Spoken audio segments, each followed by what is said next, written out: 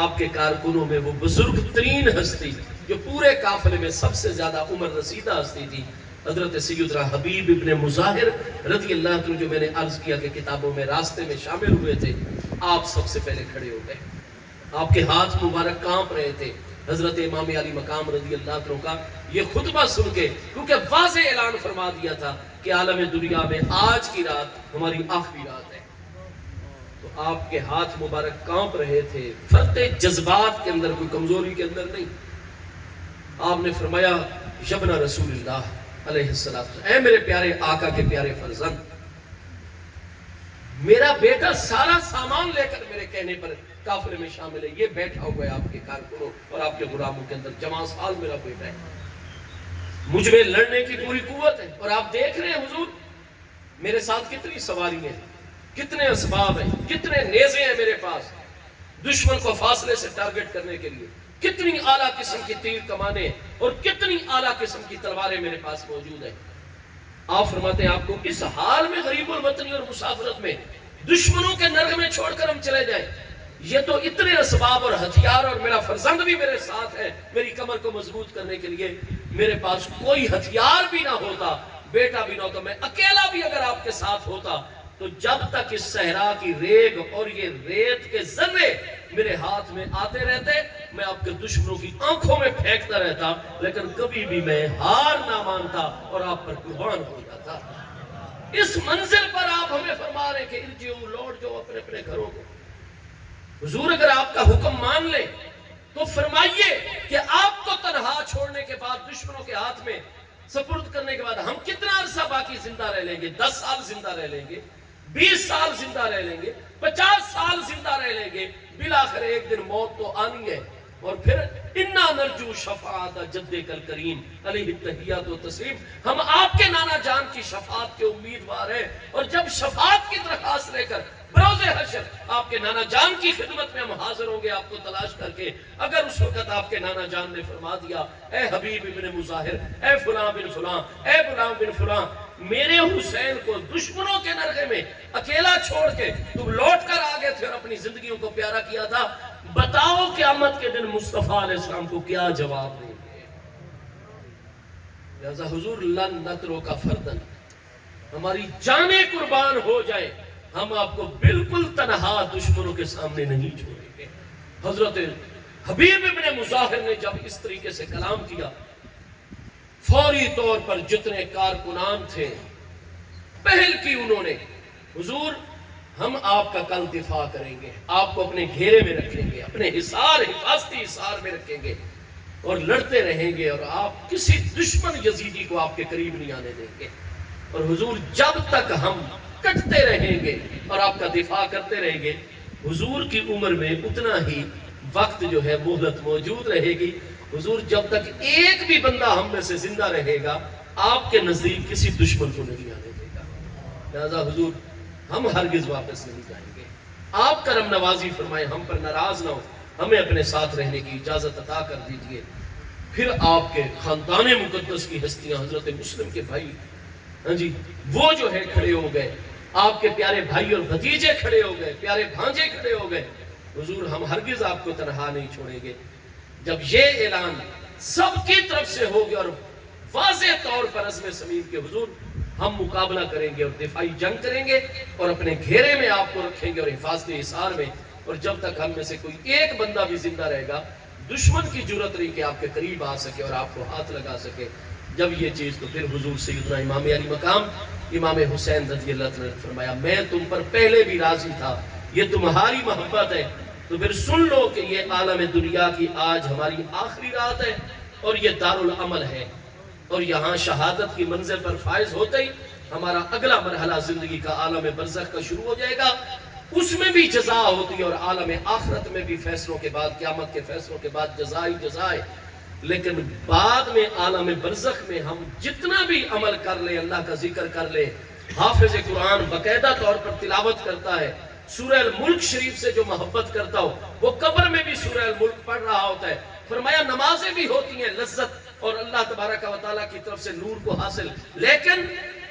جو ایک لمحہ عالم دنیا کی زندگی میں عبادت ریاضت ہوتی ہے، عالم برزخ فراقت کی طویل اور لافانی زندگی کی عبادات بھی اس کی برابری نہیں کر سکتی ہیں۔ لہٰذا یہ آخری رات ہے، ہم ذکر الہی میں اور عبادت الہی میں بسر کریں گے۔ حضور جو آپ کا حکم ہوگا۔ حضرت سیدنا غازی عباس رضی اللہ عنہ نے اجازت چاہی، حضور میں اپنے جوانوں کو جہاں جہاں یکم 2 محرم سے ڈیوٹی لگائی ہے، میں ساروں کو اپنے اپنے مقام پر متعین کروں اور اپنی بطور سالار اور علمبردار ذمہ داری پوری کروں۔ آپ نے فرمایا تمہیں اجازت ہے، اپنی ذمہ داری پوری کرو، باقی سارے لوگ عبادت جن کی جہاں جہاں ڈیوٹی لگی ہوئی ہے وہ وہاں وہاں اپنے مورچے اپنے اپنے مقام پر پہنچ جائیں۔ اور آپ نے اچانک ایک نوجوان کو دیکھا اور صحیح اسناد کے ساتھ ان کتابوں کے اندر آ رہا ہے، آپ نے فرمایا تم فلاں بن فلاں ہو۔ عرض کی حضور اے محبوب کے پیارے بیٹے، میرا سب کچھ آپ کے قدموں پہ قربان، میں واقعی آپ نے ٹھیک مجھے پہچانا ہے، میں فلاں بن فلاں ہوں، فلاں علاقے قبیلے سے۔ آپ نے فرمایا تم ہمارے قافلے میں فلاں جگہ سے شامل ہوئے تھے۔ عرض کی حضور بالکل آپ نے صدقتا سچ فرمایا، اسی طرح حقیقت ہے، میں فلاں جگہ سے۔ فرمایا جب تم شامل ہوئے تھے اور آ کر مجھ سے ملاقات کی تھی اور بنیادی ابتدائی تعارف پیش کیا تھا، تو میں نے تم سے تمہارے مالی حالات، گھر کے حالات، بچوں کے وہ سارے کے سارے دریافت کیے تھے۔ مجھے جہاں تک یاد آ رہا ہے تم نے بتایا تھا کہ تمہارے اوپر 10,000 چاندی کا درہم ہے، سکے ہیں، جو تم نے ایک بندے کے قرض دینے اپنے علاقے میں۔ قال نعم، عرض کی حضور میں اقرار کرتا ہوں، میں واقعی مقروض ہوں اور ایک بندے کا قرضہ دینا ہے، 10,000 درہم میرے ذمے۔ تو آپ نے فرمایا میرے پیارے بیٹے، میں تم سے بالکل راضی ہوں، جس بندے نے کسی بندے کا حق ادا کرنا ہو، تم نے دینا ہے قرضہ، اور کل جو بھی میرے ساتھ ہوگا اس کی منزل شہادت ہے، اور اس حالت میں تم جامع شہادت نوش پاؤ گے اور میرا دفاع کرو گے۔ جس بندے کے اوپر قرضہ ہو اور اس حالت میں شہید ہو جائے، تو فرمایا میرے نانا جان سے میں نے خود سنا ہوا ہے کہ شہید جب مقام شہادت پہ فائز ہوتا ہے راہ حق میں، جو سچا شہید ہوتا ہے، ہاں جی، مکمل اخلاص والا، تو اس کے جسم کا خون کا پہلا قطرہ زمین پہ بعد میں پہنچتا ہے، غفر لہ، اللہ اس کے سارے گناہوں کو معاف کر دیتا ہے، الا حق العبد، سوائے بندے کے حق اور دین اور قرض کے، وہ نہیں معاف ہوتا۔ فرمایا میں نے خود سنا ہے، میرے نانا جان علیہ السلام کا فرمان ہے کہ شہید جب قیامت کے دن آئے گا، فرشتوں کو حکم ہو جائے گا، مدبرین امر اور قیامت کا نظام چلانے والے ملائکہ اس کا بڑا اعزاز و اکرام کریں گے، بڑا پروٹوکول دیں گے، اللہ پاک شہید سے ہم کلام ہوگا، فرمائے گا میرے بندے تو نے جان تک پیش کی اور حق کی خاطر اتنا کچھ تو لڑا، سب کچھ قبول ہے، لیکن جنت میں ضرور تو جائے گا، تو جنتی ہے میرے شہید بندے، لیکن تیرے اوپر فلاں فلاں کا قرضہ باقی تھا، وہ ہم نے جہنم کے جتنا عرصہ گزرا ہے اور وہ بندہ مالی طور پر پریشان رہا اور تیرے پاس اس کا حق رہا، اور وہ بڑے بڑے پرابلمز اور مسائل کا مالی طور پر تیرے بات شکار رہا، اور تو شہید ہو گیا اور اس کا قرضہ ادا نہیں کیا، نہ تیرے وارثوں نے تیرے ترکہ میں سے ادا کیا۔ ہم نے اس ساری مدت اور جو پریشانیاں قرض دینے والے کو بعد میں ہوئی، اسی کے مطابق ہم نے جہنم کے 19 طبقات میں سے فلاں طبقے میں وہ سارے کا سارا پیسہ اس کو باقاعدہ شکل دے کے، وجود مادی دے کے، ہم نے ایک گٹھڑی کے اندر جہنم کے فلاں طبقے میں فلاں مقام پہ رکھ دیا ہے، تو یہاں سے پل صراط کے نیچے سے داخل ہو جا اور جہنم کے ہر طبقے کی تکلیفیں برداشت کرتے کرتے کرتے تجھے جتنا ٹائم لگ جائے، عرصہ لگ جائے، اس قرض کی رقم تک پہنچ، ان اسباب چیزوں کو پھر اٹھا، اور اتنی تکلیفیں جہنم کے طبقوں کی وہ سزائیں جو ہے وہ پاتے پاتے، اور جناب یہ سارا مرحلہ طے کرتے کرتے تکلیف اور عذاب کے عالم میں جب تو باہر نکل آئے گا اور میزان پر موجود حقدار بندے کے ہاتھ میں اس کا حق پیش کر دے گا، تیرے لیے جنت کے راستے کھلے ہوئے ہیں، تو میری جنت میں داخل ہو۔ یہ احادیث صحیحہ میں مضمون ہے جو حضور امام علی مقام نے اس رات اس نوجوان سے گفتگو کرتے ہوئے سب کے سامنے ارشاد فرمایا۔ تو فرمایا جس کے اوپر قرض، آج تو ہماری معیشت ایک فیکٹری اللہ نے دی ہوئی ہے، اب ہم اس کا دوسرا یونٹ لگانا چاہتے ہیں، سود کے اوپر قرضہ اٹھا کر، اور پھر ہماری آخر تک کوشش ہوتی ہے، حالانکہ پیسے سیلاب کی طرح آ رہے، وسائل آ رہے، لیکن ہر صورت میں ہم نے قرضہ گورنمنٹ سے معاف کروانا ہے، بینکوں سے کیا کیا جناب، اور آج عزیزوں سے قرض لے کر یہ سارا کچھ ہڑپ، ہاں جی، شہید کا ہر گناہ معاف ہو جاتا ہے جو بتقاض بشر الا الدین الا حق العبد، بندے کا حق نہیں معاف ہوتا، قرض نہیں معاف ہوتا۔ حضرت امام علی مقام نے فرمایا جس میرے کارکن اور جوان کے اوپر ایک بندے کا حق قرضہ دینا ہے تمہیں 10,000 درہم، میں تجھے کل میرے پیارے بیٹے ہرگز اپنے ساتھ نہیں رکھوں گا، لہذا تم ہمارے ساتھ نماز فجر پڑھنا، اللہ تمہاری مدد کرے گا، تم زندہ لوٹ جاؤ گے، میں دعا کرتا ہوں اللہ تمہارے کاروبار میں برکت دے گا، تم جا کر قرض ادا کر کے اپنی زندگی جینا، تم قیامت کے دن میرے ساتھ ہوگے کیونکہ میری اطاعت کر رہے ہو، میری رہنمائی مان رہے ہو۔ اس نے عرض کی حضور آپ کا ہر فرمان میرے سر آنکھوں پر، لیکن میں آپ کو دل و جان سے یہ بات عرض کر رہا ہوں کہ جہاں میں نے قرض کا ذکر کیا تھا وہیں اس دن ہی تو آپ کی بارگاہ میں عرض کر دیا تھا کہ چلتے ہوئے میں نے اپنی بیوی کو بتایا کہ بھئی بندی خدا میرے اوپر اتنا قرض ہے، اور ضامنۃ لی اس نے کہا اللہ تمہیں زندہ واپس لے کر آئے گا، میرے پاس لوٹ آئے گا، زندہ واپس آ جاؤ گے تو خود قرضہ ادا کر دینا، اور اگر مصطفیٰ کریم علیہ السلام کے پیارے بچے کا ساتھ دیتے ہوئے تم قتل ہو گئے راہ خدا میں تو پھر علیہ دینوں کا تیرا سارا قرضہ میرے ذمہ ہے، میرے پاس اتنے وسائل ہیں میرے والدین کی طرف سے، میکے والوں کی طرف سے، میں اگر تیری شہادت کی خبر آئے گی میں قرضہ ادا کر دوں گی، میں ضمانت دیتی ہوں اس بات کی۔ تو حضور میں نے یہ سارا واقعہ بھی تو عرض کیا تھا، فرمایا ہاں تم نے مجھے بتایا تھا کہ تیری بیوی نے وہ قرضہ تیری شہادت کی صورت میں اپنے ذمہ لے لیا ہے، لیکن میرے فرزند مجھے یہ بتاؤ کہ ایتو ضمانت للمرأۃ، بھلا عورت کی بھی کوئی ذمہ داری قبول کی جاتی ہے اس معاملے میں؟ ایک عورت کے سپرد معاملہ؟ فرمایا میں حسین کا مزاج ایسے ہے کہ بھئی وہ خاتون تجھ سے محبت کرتی ہے، تیری منقوہ بیوی اور زوجہ ہے، اور ادھر وہ ہم سے بھی محبت کرتی ہے، مصطفیٰ علیہ السلام کی اولاد امجاد سے محبت، وہ جذبے میں آ گئی، کل کو اس کے ایسے حالات ہو جائے معاملات اور وہ 100 مجبوری اور اپنے عذر رکھ کے، وہ عورت ہے، این ممکن ہے کہ خاتون ہونے کی وجہ سے وہ اپنے ارادے سے پیچھے ہٹ جائے، لہٰذا کوئی ضمانت اور گارنٹی نہیں ہے عورت کے حوالے سے، ٹھیک ہے اس نے گارنٹی دی تھی لیکن میں حسین اس ذمہ داری کو نہیں قبول کرتا ہوں، میرا سری دو ٹوک تیرے لیے حکم ہے کہ اگر قیامت کے دن میرے گروہ میں شامل ہونا چاہتا ہے تو نماز پڑھ کے مجھ سے ملاقات کر کے اپنا راستہ لینا اور واپس جا کر اسباب اختیار کرو، اللہ تمہیں برکت دے گا، تم نے قرض ادا کرنا ہے۔ اور اس کی حضور جب آپ نے میرے لیے کوئی راستہ ہی نہیں چھوڑا تو حضور کے حکم پر ہی عمل ہوگا، فرمایا بالکل یہی ہمارا راستہ ہے۔ حضور امام علی مقام رضی اللہ تعالیٰ عنہ آپ اس کے بعد پھر اپنے اہل خیمہ کے بعد تشریف لے گئے اور ان کو پھر صبر کی تلقین، اور ایسی آپ نے گفتگو فرمائی کہ آپ جہاں جمہور علیہ السلام کی کتابوں میں، آپ وہاں مجمع البیان کے مختلف مقامات پر جہاں قرآن پاک کی آیات میں صبر کی تلقین ہے، صبر کا درس ہے، علامہ طبرسی صحیح اسناد جو ان کی اپنی اسناد ہے، حضور امام علی مقام کے وہ ارشادات، وہ آب زر کیا ہمارے لیے سب سے بڑی رہنمائی کا ذریعہ ہے، جو اہل سنت کتابوں میں بھی ہیں، اہل تشیع کتابوں میں بھی ہے۔ الغرض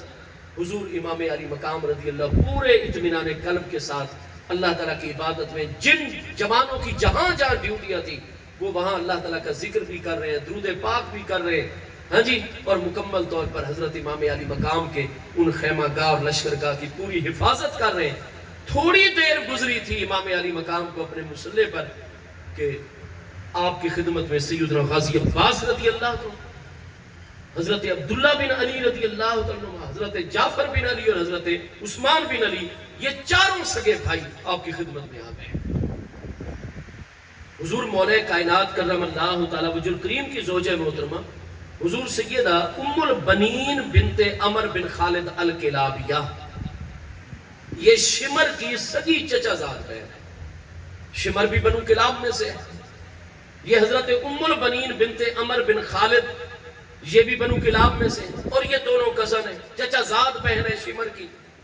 اس لیے یہ کئی خارجی لوگ اور ناسبی لوگ کہہ دیتے ہیں جی غازی عباس کون ہے، وہ شمر کے ہی تو بھانجے ہیں، بھانجے اور ماموں کا معاملہ ہے، ہم کیوں درمیان میں مداخلت؟ وہ شمر کے متعلق سخت لفظ کسی اہل علم کو کہنے کی اجازت نہیں دیتے، اور کہتے ہیں کہ وہ تو ماموں تھا، جب ادب کی تلقین ہے تو غازی عباس کے ماموں کا ادب نہیں کرو گے؟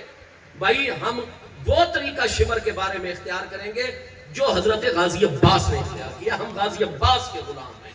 تمہارا شمر سے تعلق ہے, تم شمر کے ساتھ جو معاملہ چاہو کرو. ہم حضور اہل بیت اطہار کے غلام ہیں, سیدنا غازی عباس رضی اللہ عنہ کے غلام ہیں. تو کوئی شک نہیں, یہ ان کی امی جان حضرت ام البنین الکلابیہ, جن کا نام ہے فاطمہ بنت عمر,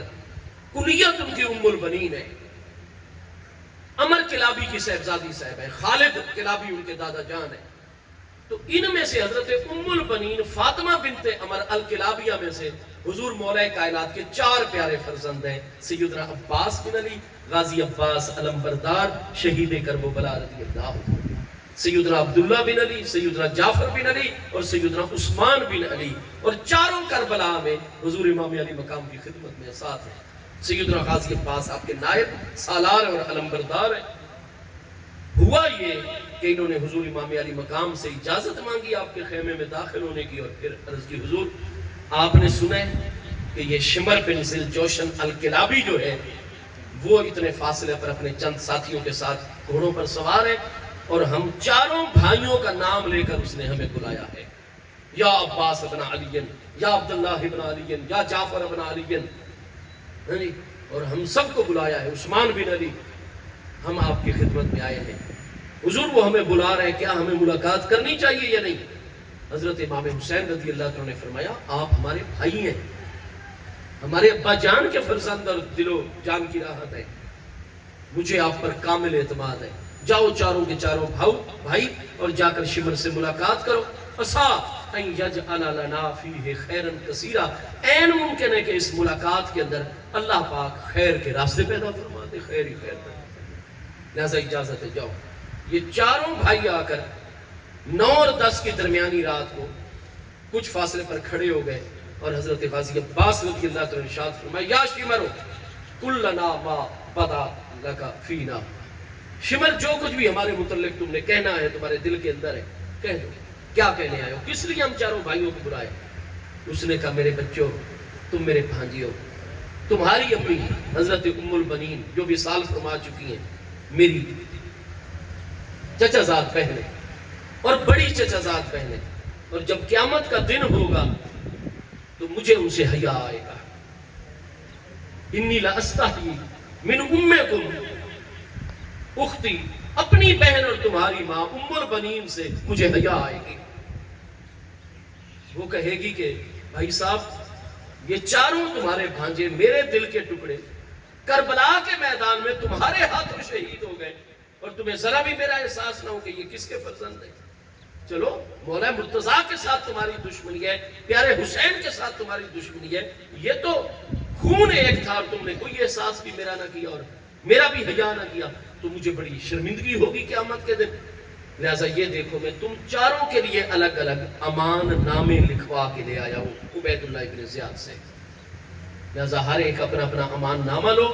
اس پر سرکاری مہریں ہیں, اور تم ایسا کرو کہ میں یہ نہیں کہتا کہ تم ہمارے لشکر میں شامل ہو جاؤ, نہیں, یہ امان نامے لو, اپنی بیویوں بچوں کو ساتھ لو, اور حسین کو چھوڑ کے تم کہیں بھی چلے جاؤ, اور ہم کل بالکل جنگ ہوگی اور سارے کا سارا معاملہ ختم کر کے رکھ دیں گے ہم لوگ. 10-12 دن کے بعد جب کچھ ٹھہراؤ آ جائے حالات میں, تم چارے بھائی میرے پاس آ جانا کوفہ میں تمہیں عبید اللہ ابن زیاد کے پاس لے جاؤں گا, امان نامے تمہارے پاس ہوں گے, تمہیں پورا اختیار ملے گا. میں رات گیا ہوں سپیشل, ہاں جی, اور عبید اللہ ابن زیاد سے یہ اقرار لیا ہے پورے عالم اسلام میں جو علاقے زیادہ زرخیز نظر آؤ تمہیں فوجیں بھی تمہارے محتاط کی جائے گی, پوری جاگیریں تمہاری کھائیں, پوری زندگی کے اسباب دیے جائیں گے, خوشی ہنسی اپنے بچوں کے ساتھ زندگی گزارنا. امان نامے لو, مجھے تمہاری امی سے حیا آتی ہے, اور تم اپنی جانیں بچاؤ اور اپنے بیوی بچوں کو لے کر محفوظ جگہ چلے جاؤ, اور بعد میں آ کر جاگیریں حاصل کر لینا. یہ میں اس لیے تمہارے لیے امان لے کر آیا ہوں. یہ آپ البدایہ والنہایہ میں دیکھیے, ہاں جی, آپ تاریخ الطبری میں آپ دیکھیے, امام ابن جوزی کی ساری کتابوں کے اندر یہ بات موجود ہے پوری صحت کے ساتھ. جب چاروں بھائیوں نے شمر بن ذل جوشن کی زبان سے یہ آفر سنی اور پیشکش سنی, تو انہوں نے یہ نہیں کہ کوئی مشورہ ہم آپس میں کر لیں, نہیں, کوئی مشورہ نہیں, بیک زبان بے سختہ فوری فوری طور پر انہوں نے رد عمل دیا اور جواب دیا اور فرمایا لعنت اللہ علی شر کا یا شمر، اے شمر تیرے شر پر اللہ تعالیٰ کی لعنت ہو، انکا تستحی من امنا اختہ کا و انکا لم تستحی من ابنت رسول اللہ صلی اللہ علیہ وسلم، تمہیں ہماری والدہ اپنی چچا زاد بہن سے قیامت کے دن حیا آئے گی، اور حسین کو قتل کر کے تمہیں رسول کریم علیہ السلام کی پیاری بیٹی سے کوئی حیا نہیں آئے گی۔ سلام اللہ تعالیٰ علیہ۔ اے بدبخت انسان، تو کس قسم کا انسان ہے؟ تجھے اپنی چچا زاد کا احساس ہے، اس سے حیا ہے، اور مصطفیٰ کریم علیہ السلام کی لاڈلی ترین صاحبزادی صاحبہ حضور سیدہ خاتون جنت سلام اللہ تعالیٰ علیہ کے فرزند ارجمند ہے میرے پیارے حسین، تمہیں رسول کریم علیہ السلام کی بیٹی کا کوئی حیا نہیں؟ اپنی چچا زاد، ہم تمہاری کوئی آفر نہیں مانتے، ہم حسین کے ساتھ ہیں، حسین پر ہی سارا کچھ قربان کریں گے، ارجے جہاں سے آیا وہیں واپس لوٹ جا، اور تیرے شر پر اللہ پاک کی لعنت برستی ہے۔ تو شمر کے بارے میں ہم وہی موقف رکھیں گے جو حضور غازی عباس اور آپ کے بھائیوں نے رکھا ہے، مولا مرزا کے پیارے بچوں نے اس کے شر پر لعنت فرمائی ہے ان کریم ہستیوں نے، اور اس کو خالی لوٹا دیا اور اپنے اپنے جگہ پر جا کر ڈیوٹی دینے لگ گئے۔ سیدنا غازی عباس رضی اللہ عنہ اللہ کا ذکر بھی فرما رہے ہیں، اور جو ان کے ذمہ کام ہے وہ بھی حضرت حسین رضی اللہ عنہ کی خدمت سے انجام دے رہے ہیں۔ نماز فجر ادا ہوئی 10 کو جمعے کے دن، اور جیسے سورج طلوع ہو کر اپنے خاص مقام تک پہنچا، بلندی تک، یزیدیوں نے اپنا نمائندہ بھیجا، حضرت سیدنا امام حسین رضی اللہ عنہ کا وہی جواب تھا کہ میں نے تمہیں کل سے ایک اور راستہ دے دیا تھا، 3 چیزیں تمہارے سامنے پیش کر دی تھی، جب تم نے ہمیں مہلت دی تھی تو میں نے تمہیں، اور میں آج بھی ان چیزوں کو دہرا رہا ہوں، فرمایا نمبر 1 کہ میں صرف بیعت نہیں کرتا، تمہارے راستے میں کوئی رکاوٹ تو نہیں ڈالتا، لہٰذا مہربانی کرو مجھے واپس مدینہ طیبہ نانا جان کے شہر مقدس جہاں سے میں چلا ہوں میں ادھر ہی رہوں گا، تم ہمارے اوپر اپنے بندے مقرر کرو۔ نہ پہلے یزید کی حکومت آنے سے بھی پہلے ولی عہد مقرر کیا گیا، بیعت سے ہم انکاری ہیں، اس باطل نظام میں ساتھ نہیں دیتے، لیکن مجھ حسین کا تو موقف ہے، ثم افید و حیث و یفید الناس، کہ میں نبی علیہ السلام کا پیارا فرزند بھی ہوں اور ساتھ ساتھ محبوب کی امت کا ایک فرد بھی ہوں۔ ہر بندہ یزید کو نہیں جانتا، میں نے پہلے دن سے کہنا شروع کیا تھا، میں تو چاہتا تھا کہ یزید 2-4 سال حکومت کرے تاکہ اس کی نااہلیاں کھل کے ہر علاقے کے مسلمانوں کے سامنے آ جائیں، جب اس کی نااہلیاں بے لیاقتیاں سامنے آئیں گی تو یہ قرون اولیٰ کے مسلمان ہیں، ہر علاقے کے مسلمان اس کے خلاف پھر جان جائیں گے، ایک واضح موقف لیں گے اور اس کے خلاف اٹھ کھڑے ہوں گے، ثم افید و حیث و یفید الناس، اور پھر جدھر نانا جان کی امت جائے گی یزید کے خلاف، میں بھی نانا جان کی امت کے ساتھ جاؤں گا۔ تو میں تو تمہارے خلاف ایک بندے کو بھی خط نہیں لکھا، اپنے کسی مرید کو خط لکھا ہو کہ آؤ میری مدد کرو، میں یزید کے مقابلے میں تحریک شروع کر رہا ہوں۔ میں نے کبھی مدینہ طیبہ کے منبر شریف پر خطبہ دیا ہو، میں ایجیٹیشن نہیں چاہتا، فساد نہیں چاہتا، میں تو نانا جان کا شہر اور اپنی جائے ولادت چھوڑ کے مکہ میں پناہ گزین تاکہ فساد سے بچایا جائے امت کو، کرو تم حکومت۔ لہٰذا پہلی بات یہ ہے کہ تم اپنا چیک رکھو ہمارے اوپر، اور مجھے نانا جان کے شہر اور میرے مولد مدینہ طیبہ واپس جانے دو۔ ہم تمہارے خلاف اگر کوئی تحریک چلائیں گے، ایسا ہو خود ہی ایک وقت آئے گا جب امت تمہارے خلاف اٹھ کھڑی ہوگی، پھر جو امت موقف لے گی میں حسین امت کے ساتھ ہوں گا، لیکن بیعت میں نہیں کرتا۔ تو پہلی بات ہے مجھے واپس جانے دو۔ انہوں نے کہا نہیں جی، بیعت کے علاوہ کوئی بات اب قابل قبول نہیں ہے۔ فرمایا اگر مدینہ طیبہ نہیں جانے دیتے تو پھر الی سبول المسلمین، مجھے اپنی ہی فوج کے دستوں کی نگرانی میں میرے بچوں کارکنوں سمیت عالم اسلام سے باہر جہاں بھی مجھے جانے دیتے ہو، میں عالم اسلام کی حدود سے باہر چلا جاتا ہوں۔ خوش آمدید۔ فرمایا میں سرحد اسلامی سے باہر چلا جاتا ہوں، رکاوٹ نہ پیدا کرو، اور میں خود بھی جلاوطنی نہیں اختیار کر لیتا ہوں۔ یزید کی جب میں عملداری سے باہر ہوں گا تو پھر تمہارا بیعت کا مطالبہ کیسے رہے گا، لہٰذا مجھے جانے دو، اور میرے خون سے ہاتھ مت رنگو اپنے۔ جب امت ایک واضح راستہ اپنا لے گی میں امت کے ساتھ شامل ہو جاؤں گا۔ فی الحال 2-4 سال جب تک امت کے ہر علاقے والوں پر یزید کے معاملے واضح نہیں ہوتے، میں کوئی رکاوٹ تمہارے سامنے کھڑا، لہٰذا مجھے عالم اسلام سے باہر جانے دو، ثغور مسلمین کی طرف، میں جنگلوں میں وقت گزاروں، غاروں میں، وہ میرا مسئلہ ہے۔ انہوں نے کہا نہیں جی یہ بات بھی آپ کی قابل قبول نہیں ہے۔ تو پھر آپ نے فرمایا پھر آخری بات یہ ہے کہ خود ادھر جنگی کارروائی کرنے کی بجائے مجھے آپ لوگ دمشق میں یزید کے پاس لے جاؤ، تاکہ 1 to 1 میں یزید سے براہ راست روبرو اور دو بدو ملاقات کروں، اور میں پوچھوں کہ تو کس قانون کے تحت، کس نظام کے تحت مجھ سے بیعت کا مطالبہ کرتا ہے۔ اور ایک بندہ جو تمہارے خلاف ایجیٹیشن بھی نہیں کرتا، صرف بیعت نہیں کرتا، کس طریقے سے تم اس کے خلاف یہ ساری کاروائیاں، جب سے تم تخت حکومت پر بیٹھے ہو، رجب المرجب کے آخری ہفتے سن 60 ہجری، اور آج محرم الحرام ہو گیا سن 61 ہجری کا، رجب کے آخری دن، شعبان کا مہینہ، رمضان کا مہینہ، شوال کا مہینہ، ذی قعدہ کا مہینہ، ذی الحجہ کا مہینہ، اور اب محرم شریف شروع ہو گیا ہے۔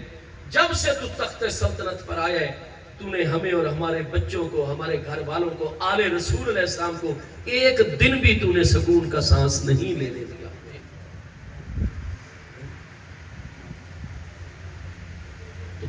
میں جا کر اس سے براہ راست بات کروں، تم کیوں میرے خون سے اور میرے عزیزوں کے خون سے ہاتھ رکھتے ہو؟ لہذا میں اس سے دلیل کا مطالبہ کروں اور ساتھ اس کو بتاؤں کہ میں کیوں نہیں بیعت کرتا۔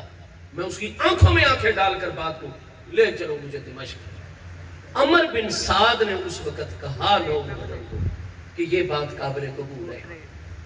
اور اس کے ساتھ خمدت نار الفتنہ تھے، آزمائش اور فطرے کی آگ اس سے بجھ جائے گی، ہم نہیں جانے دیتے مدینہ شریف، نہیں دیتے حسین کو، نہیں جانے دیتے سرحد اسلامی کے باہر، لیکن ان کی یہ بات ٹھیک ہے، ہم یزید کے پاس لے کر چلتے ہیں، یزید جانے حسین جانے، جو معاملہ ہوگا آگے دیکھا جائے گا۔ شمر نے کہا عمر تم ٹھیک کہہ رہے ہو، یہ تیسری بات حسین کی قابل قبول ہو سکتی ہے۔ آپ ان ساری کتابوں میں دیکھیے، یہ سارے کے سارے جمع ہو کر دارالامارت کوفہ میں عبید اللہ ابن زیاد کے پاس گئے، وہاں جاتے ہی شمر کی رائے بدل گئی۔ عبید اللہ ابن زیاد بھی کہنے لگا بات بالکل قابل قبول ہے، اس طرح یہ فتنہ اور آزمائش ہمارے علاقے سے اٹھ جائے گا، اور یزید جانے اور یزید کا معاملہ جانے۔ لیکن شمر نے عبید اللہ ابن زیاد کو مجلس سے ایک طرف اٹھایا اور کہنے لگا جناب اس طرح تو تم قتل ہو جاؤ گے۔ اس نے کہا میں اس طرح کیسے قتل، میں تو الٹا یہ سارا معاملہ ہی حل ہو رہا ہے، یزید جانے اور اس کا معاملہ، ہماری ذمہ داری ختم۔ اس نے کہا نہیں، حسین نے کوئی بیعت کر لی ہے یزید کی؟ جو گورنر مدینہ سے باتیں کی حسین نے، گورنر مدینہ ولید بن عتبہ سگا چچا زاد بھائی ہے یزید کا، اتنا انتظامی صلاحیت رکھنے والا انسان ہے اور ہر باریکی کو سمجھنے والا، وہ تو حسین کی دلیلوں کا جواب نہیں دے پایا تھا۔ پھر اتنے مہینے حسین آ کر شعبان کے ابتدا سے لے کر 8 ذی الحج تک، اتنے مہینے وہ شعبان پورے کا پورا، پھر رمضان پورے کا پورا، شوال پورے کا پورا، ذی قعدہ پورے کا پورا، 8-7 دن ذی الحج کے اتنے مہینے مکہ میں رہے، اور گورنر مکہ تو ان کا قائل ہو گیا، اور اس نے یزید کو الٹا حسین کا موقع بیان کرنا شروع کر دیا، جس کی وجہ سے مکہ کی گورنری سے اس کو ہٹا کر وہ بھی ولید بن عتبہ کو مکہ اور مدینہ دونوں حرمین اور حجاز کی گورنری دے دی گئی۔ حسین کے پاس وہ مضبوط دلیلیں، ہر تک جو ہے وہ ان کے ہم نوا ہیں اور ان ساری کاروائیوں پر حیران ہیں۔ جب ہم لوگ حسین کو نہیں قائل کر پہ، اور جتنی باتیں حسین کرتا ہے ایک کا بھی جواب ہم نہیں دے سکتے، تو یزید ہم سے زیادہ پڑھا لکھا ہے، یزید ہم سے زیادہ دانشور ہے۔ جب حضرت حسین نے یزید کے سامنے جا کر بیٹھنا ہے اور حسین نے بات شروع کرنی ہے، یزید کی تو زبان گنگ ہو گئی، ان کی تو کسی بات کا اس کے پاس کوئی جواب ہی نہیں ہے، لہٰذا یزید آگ بگولا ہو جائے گا، اور وہ کہے گا کہ میں نے تمہیں ایک ٹاسک دیا تھا کہ حسین سے ہر صورت میں بیعت لینی ہے، خذل بیعت عن حسین لی، اور خذل حسین اخذا شدیدا لا رخصت فیہا، یہ بنیادی ترین یزید کے احکام تھے اپنے گورنروں کو کہ حسین سے اس طرح سختی سے پیش آؤ کہ لا رخصت فیہا، جس میں کوئی رو رعایت نہ ہو۔ میں نے تمہیں یہ احکام دیے تھے اور تم بیعت لیے بغیر ہی حسین کو میرے پاس لے آئے ہو، اور جب یزید کے پاس حسین کی باتوں کا جواب نہیں ہوگا اور یزید شرمندہ ہوگا، اس نے حسین کے ساتھ تو جو کرنا ہے اپنے طاقت کے مطابق اور اپنے ہر طریقے سے اندھا ہو کر طاقت کو استعمال کرے گا، لیکن وہ ساتھ ہم سب کو بھی قتل کرے گا، کیونکہ ہم اس کی بات کو پورا نہیں کر سکے اور حسین کو قائل نہیں کر سکے اور بیعت نہیں لے سکے۔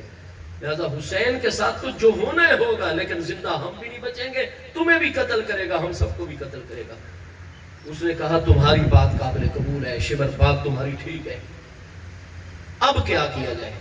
پھر یہ سارے یزیدی سردار اکٹھے بیٹھے دارالعمارت میں، اور یہ ساری کتابوں کے انہوں نے طے کیا کہ ہم حسین کو جا کر یہ کہتے ہیں کربلا میں کہ حسین ہم صبح ہی تمہیں دمشق کی طرف لے کر چلتے ہیں، لیکن پہلے انزل علی حکم عبید اللہ ابن زیاد، پہلے اپنا سارے کا سارا اختیار عبید اللہ ابن زیاد کے سپرد کر دو، کہ عبید اللہ ابن زیاد تمہارے متعلق، تمہارے بچوں کے متعلق، تمہاری خواتین اور تمہارے کارکنوں کے متعلق جو فیصلہ جاری کرے وہ فیصلہ تمہیں بالآخر قبول ہوگا۔ انہیں کہا یزید سے ملاقات کرواتے ہیں، حسین قائل نہیں ہوگا، یزید الٹا لاجواب ہو جائے گا، اور یزید جب بٹھے گا ہم کہیں گے جی حسین نے ہمیں سارا اختیار دیا ہوا ہے، اور ہم فیصلہ سنا دیں گے کہ حسین یا بیعت کرے ورنہ پھر ان کو قتل کر کے ان کو جناب دفن کر دیا جائے۔ ہمارے حکم پر اتر چکا ہوگا، ہمیں اپنا حکم مان چکا ہوگا۔ لہٰذا انہوں نے کہا جی یہ بات ٹھیک ہے، آئیے۔ وہ چلے اور آ کر حضرت امام علی مقام سے بات کی۔ امام علی مقام نے فرمایا کوئی مومن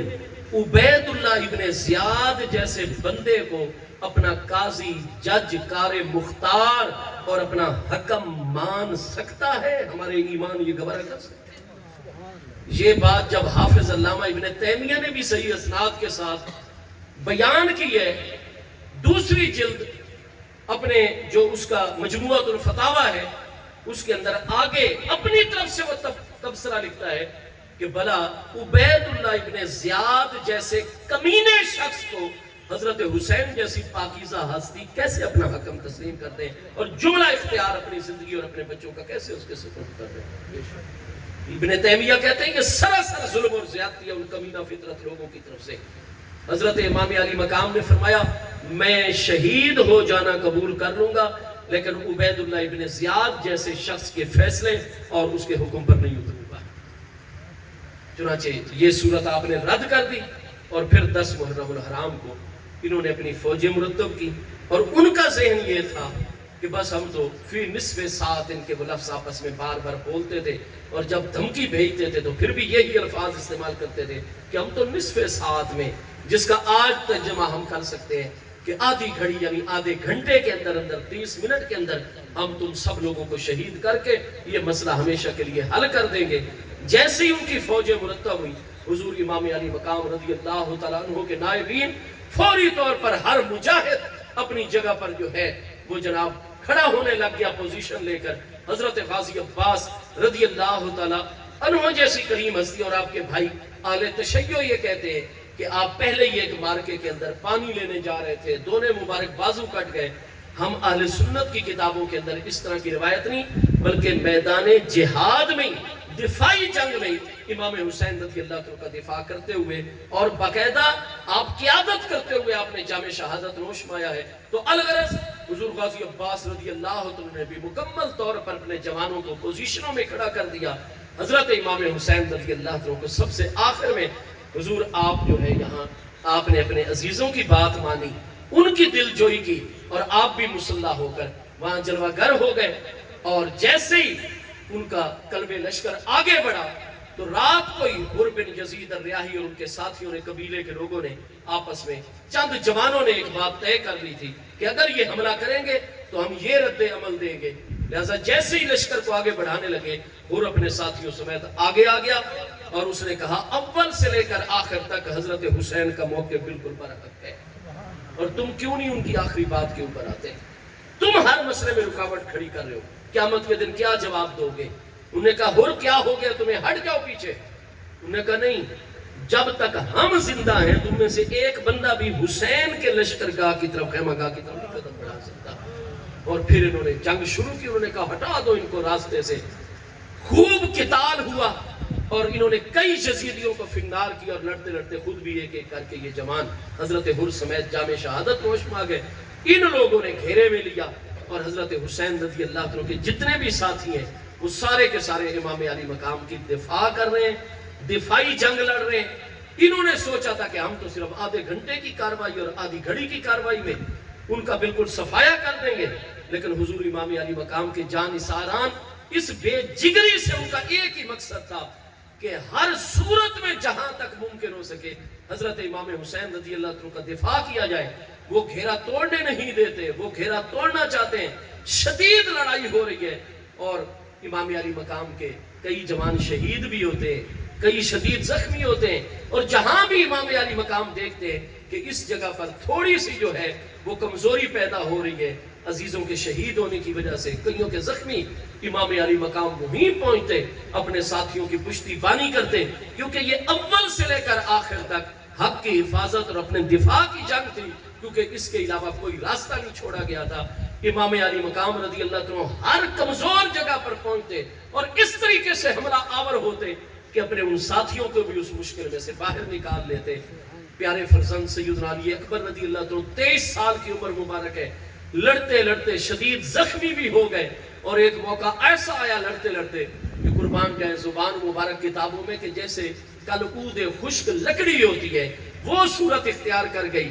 جنگ کرتے کرتے اپنے پیارے ابا جان کو جہاں دیکھا آپ کی خدمت میں پہنچے، سینے سے لگے اور فرمایا ابا جان اگر ایک گھونٹ پانی کا مل جائے تو میں ان کے پشتوں کے پشتے لگا دوں. آپ نے اپنی زبان مبارک ان کے منہ مبارک میں ڈالی جس سے حقیقتاً انہیں تسکین حاصل ہوئی، اور حضرت علی اکبر رضی اللہ عنہ بھی آپ کا دفاع کرتے کرتے جام شہادت نوش ما گئے. چلتے چلتے یہاں تک کہ جب سورج سر پہ پہنچ کے ظہر کی نماز کے لیے ڈھلنے کی طرف پہنچا تو وہ وقت آ گیا میدان کربلا کے اندر کہ حضرت امام علی مقام رضی اللہ عنہ کے جتنے بھی دفاع کرنے والے عزیز تھے وہ ایک ایک کر کے سارے میدان کربلا میں جام شہادت نوش ما گئے.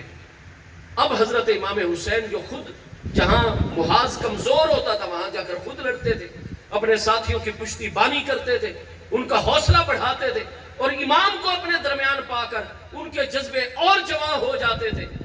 اس لیے حضرت امام حسین خود بھی شدید زخمی ہو چکے تھے، لیکن اب آپ کا دفاع کرنے والا کوئی عزیز موجود نہیں تھا. تو عمر بن سعد نے حکم جاری کیا کہ فوجیں رک جائیں. حسین اکیلا رہ گئے اور پیچھے اس کے اہل پردہ ہیں، چھوٹے چھوٹے اپنے عزیزوں کے خانواد نبوت کے کارکنوں کی خواتین ہیں، بچے اور بچیاں ہیں. لہذا اب حسین سے ہی بیعت کا مطالبہ تھا، ان کو غور کرنے کا موقع، کیونکہ اب تو کوئی بھی دفاع کے لیے نہیں. ان کو رات کی کاروائی بھول گئی تھی بدبختوں یزیدیوں شکی ازلیوں کو کہ حسین تو وہ ہے جو اپنے جوان شہید کروانا ہی نہیں چاہتا تھا. وہ تو کہتا تھا میں اکیلا رہتا ہوں، تم سارے کے سارے اپنے گھروں کو چلے جاؤ. لیکن وہ اپنے ذہن پر چل رہے تھے یزیدی. اب حسین اکیلا رہ گیا، لہذا ان کو موقع دو سوچنے کا. وہ سارے کے سارے پیچھے چلے گئے. امام علی مقام رضی اللہ عنہ اکیلے ہیں. سارے عزیزوں کے مبارک لاشیں جو ہے اور ان میں یزیدیوں کے بھی پشتوں کے پشتے لگے ہوئے ہیں، بہت بڑی تعداد میں ان کے زخمی بھی پڑے ہیں، مقتول بھی ان کے پڑے ہوئے ہیں. حضرت امام علی مقام اپنے خیمے مقدس کی طرف تشریف لے گئے تو آپ کی زوجہ محترمہ حضور سیدہ رباب بنت امرؤ القیس رضی اللہ عنہ کی کریم ذات، جن کے بارے میں اور ان سے پیدا ہونے والی اپنی چھوٹی صاحبزادی صاحبہ حضور سیدہ سکینہ فاطمہ بنت حسین الصغریٰ سلام اللہ تعالی علیہ، ان امی اور بیٹی کے متعلق، اپنی بیوی اور صاحبزادی صاحبہ کے متعلق حضرت حسین پاک کا فرمان ہے. آپ فرماتے ہیں کہ احب بلد اللتی حلت بہا الرباب والسکینہ. فرمائے لوگوں مجھے حضرت رباب اپنی زوجہ محترمہ اور اپنی لخت جگر حضرت سکینہ سے اتنی محبت ہے، یہ زمین کے جس ٹکڑے پہ اپنا قدم رکھ دیں میں حسین اس زمین کے ٹکڑے سے بھی محبت کرنے لگ جاتا ہوں. حضرت سیدہ رباب آپ کی پیاری ہمشیرہ سیدہ زینب عالیہ سلام اللہ تعالی علیہ ورضی اللہ تعالی، ان ہستیوں نے استقبال فرمایا. آپ نے سب کو حوصلہ دیا اور فرمایا کہ اب میں اکیلا ہوں اور راہ شہادت پر، اور میں تمہیں وہی سبق یاد دلا رہا ہوں جو بار بار تمہیں اور تمہاری ذمہ دار، اور آگے یہ مراحل پیش آئیں گے اور تم نے ان ساری چیزوں کا خیال.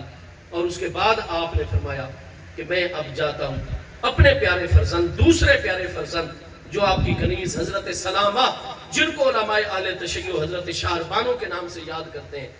حضرت سیدنا علی بن حسین، سیدنا امام سجاد زین العابدین رضی اللہ عنہ، جو مسلسل سفر کے باعث شدید تکلیف اور بخار میں مبتلا ہو گئے، وہ شروع سے کھڑا ہونا چاہتے تھے جنگ میں شامل، لیکن بستر پر اٹھتے سکتا علی مت جائے، پھر آپ بستر پر گر جاتے، کیونکہ نکاحت اتنی غالب تھی، پھر بھوک پیاس، پھر جب سے یزید تخت نشین ہوا تھا ان ہستیوں کو ایک لمحہ بھی سکون کا نہیں کسی نے رہنے دیا تھا۔ حضرت امام زین العابدین کی طبیعت مبارکہ بالکل نہ کھڑے تک نہیں ہو پاتے، امام علی مقام ان کے خیمے میں پہنچے، کھڑے ہونے کی کوشش کی، آپ نے پکڑ کر بٹھا دیا، اپنی زبان مبارک ان کے رکوع اقدس کے اندر رکھی، اپنے باطنی فیوز و برکات عطا فرمائے، وصیتیں اور نصیحتیں فرمائی، اور آنے والے حالات میں کیا کرنا ہے وہ ساری چیزیں عطا فرما کے ان کو سینے اقدس کے ساتھ لگا کر اپنے تمام باطنی فیوز و برکات اور امانات ان کے سپرد کر کے اور صبر کی تلقین اور عزم و حوصلہ کا پہاڑ بنا کر ان کو، پھر آپ جب چلنے لگے تو آپ کی پیاری زوجہ محترمہ، میں آخری باتیں عرض کروں، حضور سیدتنا رباب بنت امرؤ القیس، وہ اپنے پیارے فرزند سیدنا علی بن حسین الاصغر، جو پانچوں پیارے بیٹوں میں سب سے چھوٹے، 4 جوان جو ہے وہ اس وقت تک، یعنی حضرت سیدنا علی اکبر، حضرت سیدنا عبداللہ بن حسین، حضرت سیدنا ابو بکر بن حسین، یہ 3 ہستیاں جام شہادت نوش پا چکی تھیں۔ امام زین العابدین اپنے خیمے میں لاچار ہیں، اور یہ پیارے فرزند 6 ماہ کے شیر خارگی کے عالم میں۔ حضرت رباب نے فرمایا حسین اتنے دن سے بھوک پیاس، پانی نہیں ہے ہمارے پاس، اور بچے کی زبان لکڑی کی گویا کہ ہو گئی ہے، اب یہ روتا بھی ہے تو اس سے رویا نہیں جاتا، اس کی پسلیاں باہر نکل آئی ہیں، مجھ ماں سے برداشت نہیں ہو رہا۔ اور ان بدبختوں کو نہیں پتا کہ اتنے پیارے پیارے چھوٹے چھوٹے پھول اور بچے بھی ہمارے ساتھ ہیں، مجھ سے اس بچے کا تڑپنا اور بلکنا نہیں دیکھا جاتا، مہربانی کرو یہ اپنا بچہ ان کے سامنے ظاہر کرو۔ کوئی تو ان میں سے ایسا ہوگا جس کا چھوٹا بچہ گھر میں شیر خار پل رہا ہوگا، اس کو اپنے بچے کی یاد آئے تو تم انہیں کہہ دینا کہ مجھے پانی نہ دو کہ تمہیں خطرہ ہو کہ میں پی لوں گا، اپنے ہاتھ سے اتمام حجت پوری کرو، ایک قطرہ اس بچے کے حلق میں ٹپکا دو۔ حضرت امام علی مقام نے فرمایا مجھے یہ امید نہیں ہے ان لوگوں کے اوپر، لیکن میں راہ خدا میں شہید ہونے جا رہا ہوں، اور میں شہید ہو گیا اور بچے کی یہ حالت، تو آپ کو مجھ سے شکوہ رہے گا کہ حسین میری بات مان لیتے تو عین ممکن ہے میرا بچہ بچ جاتا، پانی مل جاتا۔ آپ لے کر جیسے ہی باہر لائے اور ان کی طرف گھوڑے پر سوار ہو کر چلے، ادھر لشکر کے اندر آوازیں پیدا ہونے لگ گئی، چھوٹے چھوٹے بچے، اور یہ سارا معاملہ ہر فوجی چونکہ جانتا نہیں تھا جو بعد میں آنے والے دستے تھے یزیدی فوجوں کے، کئیوں کی آوازیں اٹھ گئی، چھوٹے چھوٹے بچے ساتھ ہیں۔ تو اب عمر بن سعد، شمر اور یہ سارے کے سارے جو تھے آپس میں مشورہ کرنے لگ گئے کہ پہلے ہر کھڑا ہو گیا تھا اور اتنی رکاوٹ ڈال دی، اور اب اتنی آوازیں لشکر میں سے بچے کی وجہ سے، ہرملا کو کہا کہ تم بڑے نشانہ باز ہو، آج تمہاری مہارت کا پتہ چلتا ہے۔ حسین جو بچے کو آگے لا رہا ہے، بچے کو دیکھنے کے بعد لشکر کی حالت ہمارے قابو میں نہیں رہے گی، جلدی کرو یہیں سے ٹارگٹ کرو، اور اس نے نشانہ باندھا اور قربان جائیں، کتابوں سے یہی واضح ہوتا ہے کہ وہ تیر سیدنا علی اصغر کے حلقوم مقدس میں گزرتا ہوا امام علی مقام کے بائیں بازو مقدس کے اندر پیوست ہو گیا۔ امام علی مقام وہیں رکے، پیارے بچے کو نیچے اتارا، تیر توڑا، یہ امام علی مقام کا یہ جگرہ ہے، تیر کو نکالنا توڑ کر اپنے بازو اور پیارے بچے کے حلقوم میں سے، وہ کیا منظر ہوگا۔ لیکن حق کی خاطر ہر قربانی دی جا رہی ہے، اسلام کی خاطر سب کچھ برداشت کیا جا رہا ہے، اسلام کے سیاسی اور انتظامی، معاشرتی اور سماجی نظام کی حفاظت کے لیے سب کچھ کیا جا رہا ہے۔ جیسے تیر الگ ہوا، خون کا ایک فوارہ نکلا، آپ کی ریش مقدس پر خون، آپ کے نورانی ہاتھوں پر خون، آپ نے اپنے چہرے انور پر وہ ہاتھ پھیر لیے اور فرمایا اللہم انی اشہدک علی ہؤلاء، اللہ پاک میں تیری ہی ذات کو ان لوگوں کے ظلم پر گواہ بناتا ہوں، جب قیامت کے دن یہ بھی میزان پر ہوں گے، میں اپنے علی اصغر جیسے پیارے پھول کا حساب اس دن مانگوں گا، اور تیری ذات کو میں گواہ بنا رہا ہوں، اور اللہ پاک یہ ایک علی اصغر ہے، ہزاروں بھی ہوں تیرے نام کے اوپر قربان ہے۔ بچے کو لیا، زخمی شدید حالت میں خیمے مقدس میں پہنچ کر فرمایا رباب اب یہ بچہ نہیں تڑپے گا، کیونکہ یہ ہمارے جد اعلیٰ حضرت سیدنا ابراہیم علیہ السلام کی خدمت میں جنت میں اس کی روح پہنچ چکی ہے۔ الغرض پھر امام علی مقام تشریف لائے، ان لوگوں نے یہ سمجھا تھا کہ جب حسین اکیلا ہو جائے گا اس کے موقع میں لچک پیدا ہو جائے گی. آپ میدان میں آ کر فرمایا ظالموں جہاں میرے بھائیوں کو میرے بھتیجوں کو میرے بھانجوں کو میرے کارکنوں اور عزیزوں کو پہنچایا ہے آؤ اب جنت میں پہنچانے کے لیے آؤ میں حسین بھی موجود کھڑا ہوں. تو پھر ان لوگوں نے بڑے بڑے ان کے سورما آگے آئے اور سوچا کہ بھوک و پیاس ہے اتنے مہینوں سے پریشانیوں میں لہذا حسین کتنا آپ اپنے عزیزوں کی شہادت شدید زخمی حالت میں ہے اور دل زخمی ہے روح زخمی ہے. یہ 56 سال سے زیادہ عمر کے بزرگ جو شدید ترین سخت خضاب لگا کر اپنے بالوں اور داڑھی مبارک کو بلیک کر کے رکھتے ہیں یہ کہاں تک ہمارا مقابلہ کریں گے. لیکن جو بھی مقابلے میں آیا وہ فوری طور پر ڈھیر ہو گیا اور فنار ہو گیا اور سکر میں جا داخل ہوا. ان کو پتا چل گیا کہ دو بدو حسین سے اس حالت میں بھی نہیں لڑا جا سکتا. 2 4 ہر طرف سے حملہ آور ہونے لگے سب کے سر اڑنے لگ گئے تو شدید زخمی ہو کر گرنے لگ گئے. 10-12 منٹ کی جنگ کے بعد پتا چل گیا کہ حسین کو نہیں گرایا جا سکتا. تو پھر عمر بن سعد اور ان سب نے مشورہ کر کے آپ کو گھیرے میں لے لیا اور کتنے 100 میٹر کے فاصلے سے چاروں طرف سے گھیرے میں لے کر پھر جس کے ہاتھ میں نیزہ تھا تیر تھا وہ تیر کمان چلا رہا ہے وہ نیزہ بھالا پھینک رہا ہے. حتیٰ کہ حافظ ابن کثیر کی اب بھی میرے پاس موجود ہے آپ اس میں دیکھیے کہ جب غادرہ بستی کے بنو اسد کے لوگوں نے 3 دن کے بعد آ کر امام علی مقام کے کچھ آثار سے آپ کے جسے کیونکہ سر انور ان کریم ہستیوں کے وہ ظالم اپنے ساتھ لے گئے تھے سروں کے بغیر مبارک جسم تھے. جب امام علی مقام کی پہچان کی گئی ہاں جی تو انہوں نے دیکھا کہ کل 92 زخم جسم انور پر ہے جن میں 53 زخم جو ہے وہ نیزوں اور بھالوں کے اور باقی تیروں کمان اور تلواروں کے زخم ہے. امام علی مقام کے جسم ہر طرف سے اکیلی آپ کی ذات ببرکات کو نشانہ بنا لیا گیا. اور جب بہت زیادہ نیزے بھالے اور تیر آ کر لگے امام علی مقام کی حیات طیبہ میں وہ آخری لمحات آ گئے اتنی بلیڈنگ ہو گئی کہ اب جسم مقدس نے ذات بابرکات کا ساتھ دینے سے معذرت کر لی اور آپ اپنی سواری سے نیچے تشریف لائے. جس وقت آپ نیچے آ گئے انہوں نے گھیرے میں لے لیا. آپ دیکھ رہے ہیں کہ خولی بن سنان اور یہ شخص جو ہے سنان بن انس النخعی یہ 3-4 شمر کی سربراہی میں آگے بڑھ رہے ہیں. تو آپ نے فرمایا کہ میرے نانا جان نے فرمایا تھا کہ ابلک چتکبرہ کتا ہے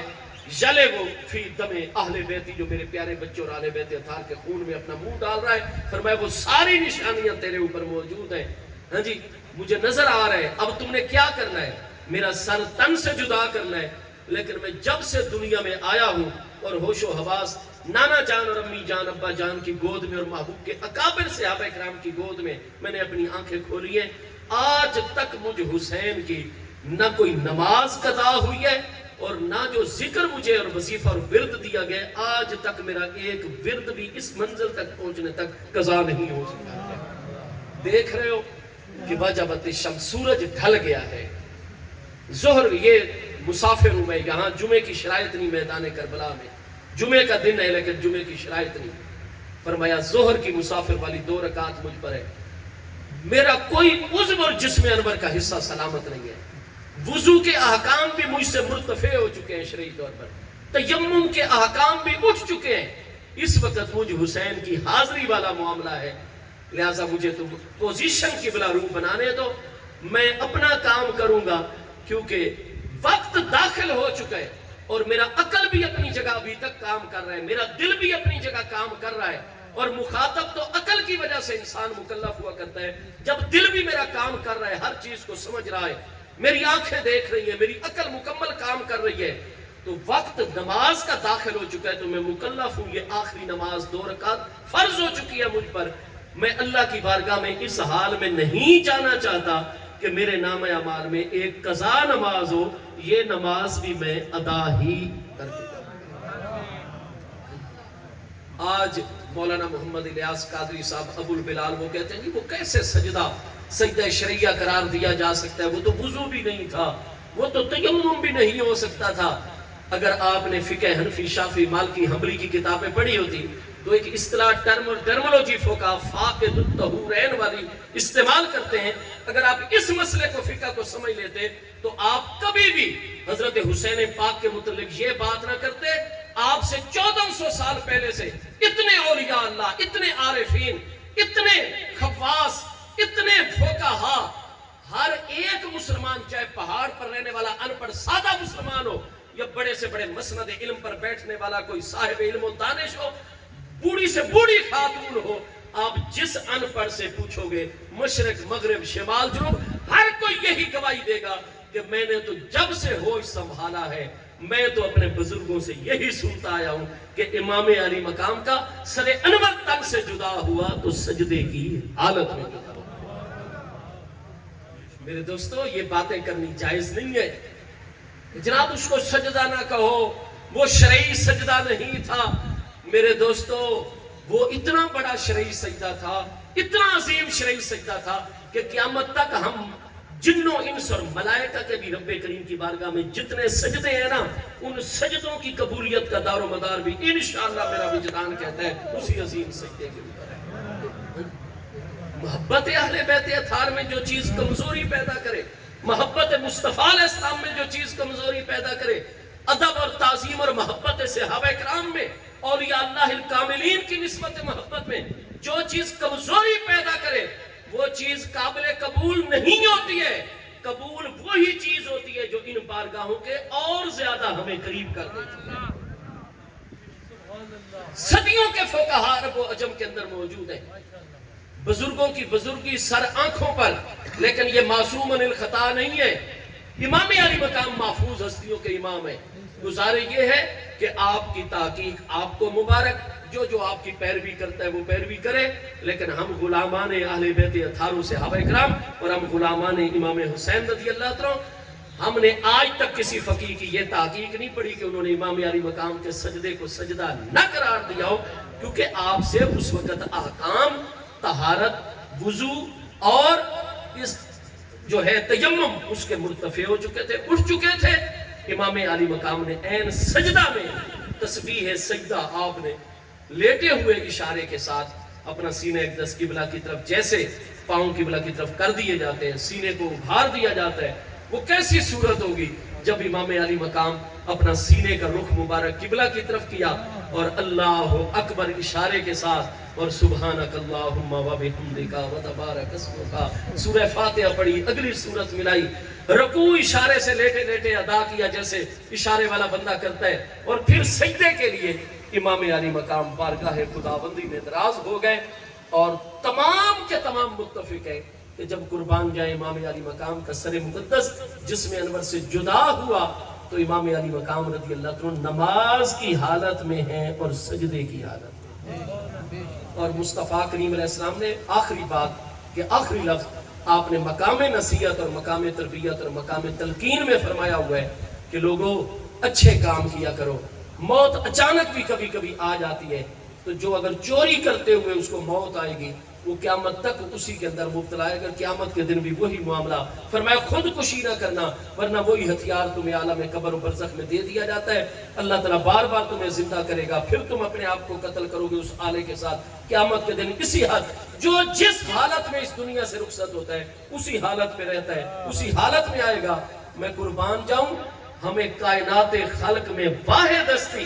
امام حسین رضی اللہ عنہ نظر آتے ہیں، جن کی حیات طیبہ دنیاوی کا اختتام نماز اور حالت سجدہ میں،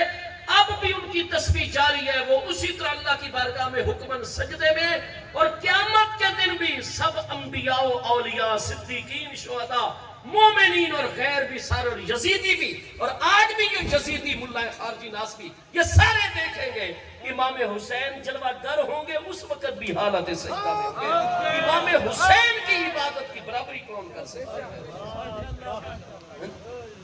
امام علی مقام تو آج بھی اللہ کی بارگاہ میں اسی عبادت اور حکم میں وہ مسلسل معاملہ احادیث سیاح کے نتیجے میں اسی طرح چل رہا ہے، قیامت کے دن بھی وہ اسی طرح جلوہ گری۔ تو میرے دوستو، پھر ہر عظمت تو رب کریم کی بارگاہ میں جھک جانے میں ہے۔ ہم بھی امام علی مقام کے سچے غلام ہیں، تو پھر ہمیں بھی امام علی مقام کے طریقے پر چلنا ہوگا۔ اللہ پاک مجھ فقیر حقیر طالب علم کی حاضری قبول و منظور فرمائے۔ آپ سب کو جزائے خیر۔ اس کے بعد کے واقعات جیسے تسلسل کے ساتھ جاری ہے، اللہ تعالیٰ کو منظور ہوگا اور میرے کریموں کی کرم نوازی ہوگی تو انشاءاللہ اللہ تعالیٰ ہمیں پھر اس فانی زندگی میں موقع دے دے گا، اور جہاں یہ سلسلہ وار بات رک رہی ہے انشاءاللہ یہیں سے آگے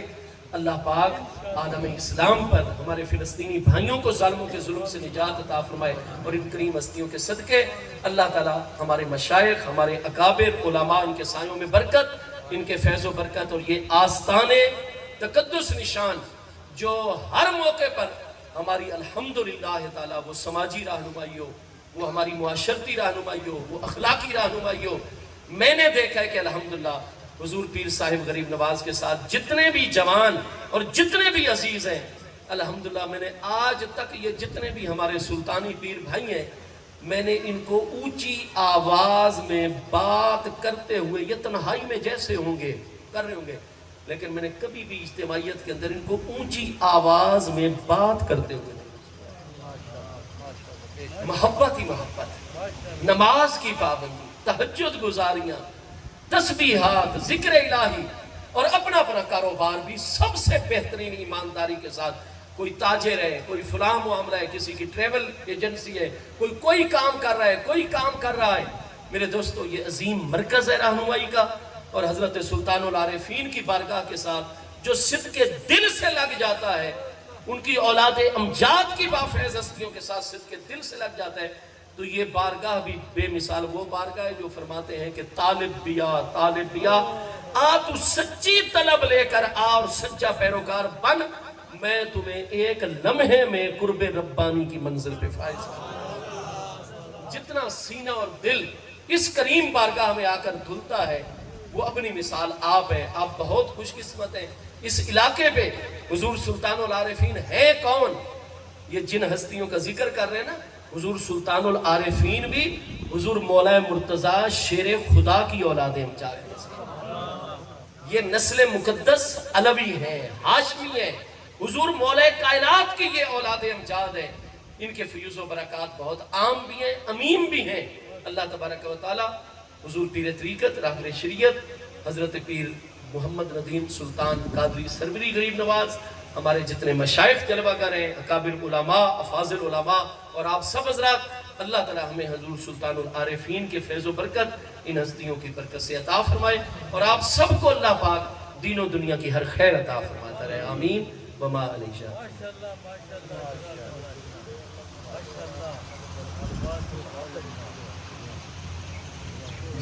حضور پیر صاحب ارشاد فرما رہے ہیں، بہت اہم مسئلے کی طرف اور بڑے پیارے مسئلے کی طرف متوجہ فرمائے۔ پھر کچھ حضرات اہل تشیع میں سے یہ کہتے ہیں کہ درود پاک تو محض اتنا ہے کہ اللہم صلی علی سیدنا محمد وعلی آل محمد علیہ السلام، آل پر اور آپ کی ذات بابرکات پر، تو یہ اصحاب ہی کہاں ہے؟ تو وہی بات یہ ہے کہ آپ قرآن مجید فرقان حمید کو ملاحظہ فرمائیے۔ قرآن پاک ارشاد فرماتا ہے 22ویں پارے سورہ احزاب کے اندر، هو الذی یصلی علیکم وملائکتہ، ہے قرآن پاک کے سورہ احزاب شریف میں اللہ پاک کا ارشاد گرامی ہے۔ آپ پوری پیچھے سے آیت اور یہ پورا رکوع پڑھ کر آئیے، بار بار ایمان والوں سے خطاب ہے، ایمان والوں سے، محبوب علیہ السلام کے مہاجرین و انصار صحابہ کرام رضوان اللہ تعالیٰ علیہم اجمعین کو خطاب کر کے اللہ پاک فرما رہے ہیں، هو الذی یصلی علیکم وملائکتہ، تم محبوب کے غلام صحابہ کرام مہاجرین و انصار مجھ اللہ کی بارگاہ میں محبوب کی نسبت کریمانہ کی وجہ سے وہ پیار والا مقام رکھنے والے ہو۔ یصلی فعل مضارع ہے جو تجدد استمراری پر دلالت کروانے کے لیے وضع کیا گیا، فرمایا کوئی ایک لمحہ بھی دنیا میں ایسا نہیں گزرتا مسلسل میں اللہ بھی تم پر درود بھیجتا ہوں، میرے سارے فرشتے بھی تم پر درود بھیجتے ہیں۔ تو صحابہ کرام پر درود بھیجنا یہ اللہ کی بھی سنت ہے، سارے فرشتوں کی بھی، جبریل امین علیہ السلام سے سنت ہے۔ تو جن پر اللہ درود بھیجتا ہے ہم نے بھی ان کے اوپر درود بھیجنا ہے۔ پھر قرآن پاک میں ہے کہ میرے پیارے محبوب نبی علیہ السلام، خذ من اموالہم صدقۃ تطہرہم، ان کے اموال میں سے صدقہ قبول فرمایا کیجئے، امت پر پھر خرچ کر دیا کیجئے،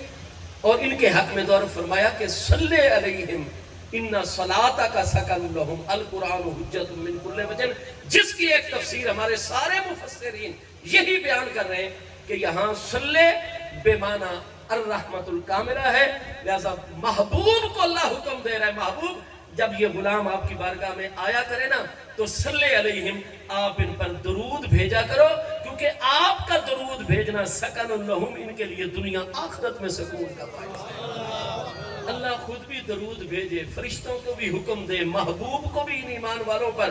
تو ایمان والوں میں سب سے پہلی جماعت تو مہاجرین و انصار صحابہ کرام کی ہے، لہٰذا ہم قرآن کو، قرآن کی روح کو، مصطفیٰ علیہ السلام کو جو اللہ کا حکم ہے، ان ساری چیزوں کو مد نظر رکھ کر ہم ادھورا درود نہیں، جن جن ہستیوں کو اللہ اور اس کے محبوب نے درود میں شامل کیا ہم پورا درود پڑھتے ہیں۔ اللہم صلی علی سیدنا و مولانا محمد وعلی آلہ و اصحابہ و بارک وسلم۔ اللہ پاک میری آپ سب کی حاضری قبول و منظور۔